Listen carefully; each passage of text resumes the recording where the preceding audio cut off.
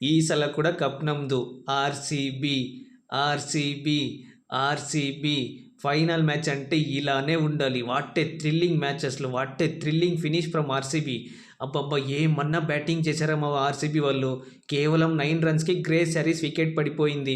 కొట్టాల్సిన టార్గెట్ ఏమో చాలా పెద్దది. అప్పుడు తోడయ్యారు చూడు మావా స్మృతి మందాన మరియు జార్జ్ ఎవాల్. ఢిల్లీ క్యాపిటల్స్ బౌలర్స్కి నరకం చూపించేశారు. ఓ రమాస్ బ్యాటింగ్ చేశారు. స్మృతి మందాన 212 స్ట్రైక్ రేట్తో బ్యాటింగ్ చేసింది మావా. 12 బౌండరీలు, 3 సిక్స్లు ఢిల్లీ క్యాపిటల్స్ బౌలర్స్కి చుక్కలు చూపించేసింది. జార్జ్ ఎవాల్ ఏమో 54 బాల్స్లో 79 రన్స్ కొట్టేసింది. ఇద్దరు 163 రన్స్ పార్ట్నర్షిప్ చేశారు మావా. చివరిలో ఇద్దరు కూడా అవుట్ అయిపోయారు. ఫినిషర్ అయిన రిచా ఘోష్ కూడా అవుట్ అయిపోయింది.